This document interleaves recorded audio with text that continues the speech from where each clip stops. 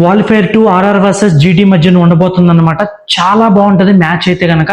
కొన్ని key highlights అయితే ఈ రెండు టీమ్స్ బేస్ చేసుకుని అయితే మాట్లాడదాం. వీడియోని ఎవరు స్కిప్ చేయకుండా చూడండి, చాలా ఇంట్రెస్టింగ్ గా అనిపిస్తుంది మీకైతే. సో ఒక లైక్ ఒక సబ్స్క్రైబ్ అయితే చేసుకోండి అనమాట. ఫస్ట్ ఆర్ఆర్ గురించి అయితే మాట్లాడదాం మనం. ఆర్ఆర్ ఎస్ఆర్హెచ్ తో ఆడినప్పుడు గనక చూసుకుంటే ఫస్ట్ ఇన్నింగ్స్ లోనే తొందరగా బ్యాటింగ్ లోకి వచ్చి 6 overs లోనే ఆల్మోస్ట్ 80 runs అయితే స్కోర్ చేశారనమాట. పవర్ ప్లేని టార్గెట్ చేసి 6లు 4లు కొడతానే ఉన్నారు. అది కూడా మెయిన్ గా చూసుకుంటే సూర్యవంశీ. ఇతను సూర్యవంశీ కాదు, రికార్డ్ బ్రేకర్ వంశీ అనమాట ఇతని పేరు. సో ఇతన్ని తొందరగా ఎంత తొందరగా అవుట్ చేస్తే అంత తొందరగా మంచిది అన్నట్టు అయిపోయింది టీమ్స్ అన్నిటికి కూడా. అది కూడా 300+ స్ట్రైక్ రేట్ తో ఆడుతున్నాడు. ఆషామాషి కాదు, అది కూడా ఒక 15 ఏళ్ల కుర్రోడు అంత హై హిట్టింగ్ ఆడుతున్నాడంటే it's not at all easy అనమాట ఆపోజిషన్ టీమ్ కి ఎవరైతే ఉంటారో వాళ్ళందరికీ కూడా. అండ్ అలాగే జైస్వాల్ చూసుకుంటే ఫామ్ లో లేడని చెప్తాను నేనైతే. స్టార్టింగ్ మ్యాచెస్ లో బాగా ఆడాడు, కానీ మ్యాచ్ బై మ్యాచ్ కిందకు వస్తున్నప్పుడు కూడా తను ఫామ్ అయితే కోల్పోయాడు అనమాట. సో లాస్ట్ మ్యాచ్ లో కూడా చూసుకుంటే ఎలిమినేటర్ లో అంత బాగా అయితే పర్ఫామ్ చేయలేదు, తొందరగా అయితే వికెట్లు పడిపోయినాయి.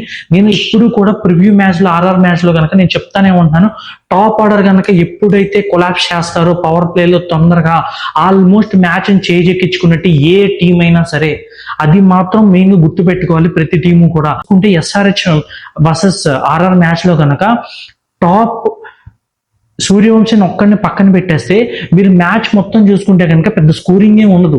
ఎవరు కూడా పెద్దగా పెర్ఫామ్ చేయాల, జస్ట్ మినిమల్ రన్స్ కొట్టుకుని వెళ్ళిపోయారు. ఇంకా టెయిల్ ఎండర్స్ లో మిడిల్ ఆర్డర్స్ టెయిల్ ఎండ్స్ లో కానీ చూసుకుంటే వెంటనే వికెట్స్ పడిపోయినాయి అనమాట. సో అలా ఉంది. యాక్చువల్ గా 14 ఓవర్లకే 200 కొట్టిన టీము 20 ఓవర్లు అయ్యేసరికి 240 అంటే ఆలోచించుకోండి ఎంత తక్కువ రన్స్ స్కోర్ చేశారనేది. సో అది మరి. సో టాప్ ఆర్డర్ ని కనుక వెంటనే కొలాప్స్ చేయగలిగితే ఏ టీం అయినా సరే వెంటనే అయిపోద్ది అనమాట. ఆర్ఆర్ సంగతి అయితే సేమ్ ఇటు జీటీకి కూడా అదే వర్తిస్తుంది. మాట్లాడతాను, ప్రతిదీ కూడా చెప్తాను. ఆర్ఆర్ బౌలర్స్ లో కనుక వస్తే ఆర్ఆర్ బౌలర్స్ లో బాగా పెర్ఫామ్ చేసేది జోఫ్రా ఆర్చర్.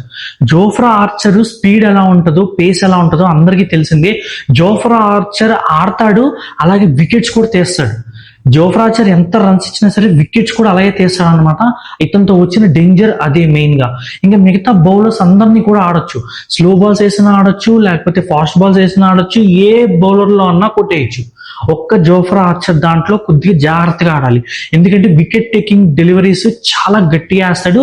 ఫాస్ట్ కూడా 150+ వేస్తాడు అనమాట. సో అది బ్యాటర్స్ కి ఏంటంటే చాలా టఫ్ గా మారుతుంది. అది ఒక్కటే ఆర్ఆర్ నుంచి, అంతకు మించి ఏమీ లేదు.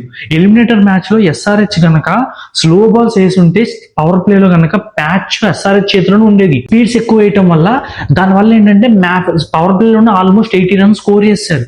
అది చాలా మిస్టేక్ అయింది. స్లో బాల్స్ డెలివరీ చేయలేదు. ఆర్సీబీ మ్యాచ్ లో స్లో బాల్స్ డెలివరీ చేశారు. సో అది మిస్టేక్. లో చూసుకుంటే సేమ్ ఇక్కడ కూడా అంతే అనమాట. శుభం గిల్ అలాగే సాయి సుదర్శన్ ఇద్దరు కూడా టాప్ ఆర్డర్ లో చాలా బాగా రాణిస్తున్నారు. అలాగే పార్ట్నర్షిప్ కూడా ఎక్కువ ఉందన్నమాట. ప్రతి ఐపీఎల్ సీజన్ లో చూసుకుంటే 500+ పార్ట్నర్షిప్ రన్స్ వీళ్ళిద్దరి దగ్గర నుంచి ఉన్నాయి మెయిన్ గా చూసుకుంటే. అండ్ అలాగే 1 down లో వచ్చే జాస్ బట్లర్, వీళ్ళు ముగ్గురిని కనుక తీసేస్తే జీటీలో ఆల్మోస్ట్ జీటీ మ్యాచ్ ఖతమైపోద్ది. మొన్న GT versus RCB qualifier 1 match చూసుకుంటే గనక నేను చెప్పినట్టే జరిగింది. ఏంటంటే ఎప్పుడైతే టాప్ ఆర్డర్ బ్యాట్స్మెన్స్ గనక తొందరగా కొలాప్స్ చేశారో, మిడిల్ ఆర్డర్ బ్యాట్స్మెన్స్ ఎవ్వరు కూడా జీటీలో పెర్ఫార్మెన్స్ చేయట్లేదు, అందరూ కూడా బొబ్బున్నారనమాట.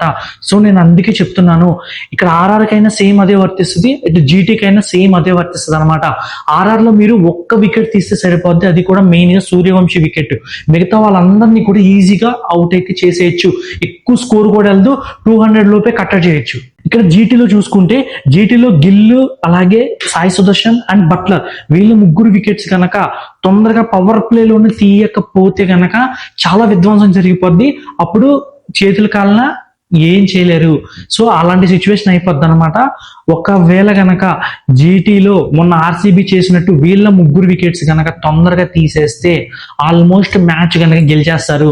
ఎందుకంటే మిడిల్ ఆర్డర్ బ్యాట్స్మెన్స్ పెర్ఫార్మెన్స్ ఎక్కువ లేదు. రాహుల్ తెవాటియా కూడా లాస్ట్ మ్యాచ్ లో క్యాచెస్ ఛాన్సెస్ వచ్చినాయి కానీ వదిలేశారనమాట కొన్ని. సో రాహుల్ తెవాటియా కూడా అంత టఫ్ బ్యాట్స్మెన్ అయితే కాదు, వెంటనే అవుట్ అయితే అయిపోతాడు. సో కాకపోతే ఇక్కడ ఎక్కువగా మాట్లాడుకోవాల్సింది ఏంటంటే జీటీ బౌలింగ్ గురించి. జీటీ జీటీ బౌలింగ్ ఆషామాషి బౌలింగ్ కాదు. కాకపోతే ప్రీవియస్ ఆర్సీబీ మ్యాచ్ లో క్వాలిఫైర్ 1 లో చూసుకుంటే గనక ఆ జీటీ బౌలింగ్ ని డామినేట్ చేసి ఆడారనమాట ప్రతి బ్యాట్స్మెన్ కూడా. అందుకని స్కోర్ అంత బాగా వెళ్ళింది. ఒకవేళ కనుక ఆర్ఆర్ వాళ్ళు జీటీ బౌలర్స్ ని కనుక డామినేట్ చేయగలిగితే సేమ్ అలాగే ఆర్ఆర్ అనేది ముందుకెళ్తుంది అనమాట, లేకపోతే లేదు. సో ఇక్కడ ఆర్ఆర్ బౌలింగ్ అంత పెద్దగా చెప్పుకోవడానికి ఆర్చర్ తప్ప ఎవ్వరూ లేరు. సో జీటీకి అయితే చాలా సునాయాసంగా రన్స్ అయితే స్కోర్ చేస్తారు ఆర్ఆర్ మీద. కాకపోతే ఎక్కువ ఛాన్సెస్ రెండు టీమ్స్ ని కూడా కంపేర్ చేస్తే ఎక్కువ ఛాన్స్ మనకు ఉండేది కూడా జీటీఏ గెలుస్తుంది అనమాట. ఎక్కువ ఛాన్సెస్ జీటీకే ఉన్నాయి గెలవడానికి రేపు క్వాలిఫై 2 జరిగే మ్యాచ్ లో కనుక చూసుకుంటే. సో అదనమాట. కావాలంటే మీరు కూడా అనలైజ్ చేయండి, సేమ్ ఇదే అనిపిస్తుంది కరెక్ట్ గా. టాప్ ఆర్డర్స్ ని కనుక పవర్ ప్లేయర్స్ రెండు టీమ్స్ లో ఎవరైతే కొలాప్స్ చేస్తారో, ఏ టీం అయితే టాప్ ఆర్డర్ ని కొలాప్స్ చేస్తుందో వాళ్ళదే మ్యాచ్ ఉంటుంది. మాక్సిమం ఫస్ట్ బ్యాటింగ్ ప్రిఫరెన్స్ ఇచ్చుకుంటే సెకండ్ ఇన్నింగ్స్ లో ప్రెషర్ అనేది చాలా తక్కువ అవుతుంది అనమాట. బౌలింగ్ చేసేటప్పుడు స్లో బాల్స్ వేయచ్చు, ఆర్కర్స్ వేయచ్చు, మ్యాచ్ ని కట్టడి చేసే ఛాన్సెస్ ఎక్కువ ఉంటాయి సెకండ్ ఇన్నింగ్స్ లో ఎవరు బౌలింగ్ చేస్తే వాళ్ళకి. సో ఇదనమాట సంగతి. ఎవరు ఫైనల్స్ కి వస్తే బాగుంటది మీకు అనిపిస్తుందో కమెంట్లు అయితే చెప్పండి. నాకైతే మాక్సిమం జీటీని గెలుస్తుంది అయితే అనిపిస్తుంది. మీకేమనిపిస్తుందో కమెంట్ లో చెప్పండి. మళ్ళీ క్వాలిఫై 2 అయిపోయిన తర్వాత మళ్ళీ ఇంకొక ఫైనల్ వీడియో అయితే మీ ముందుకు వస్తాను అనమాట. సో లైక్ చేయండి, అలాగే సబ్స్క్రైబ్ చేసుకోండి మన ఛానల్ అయితే.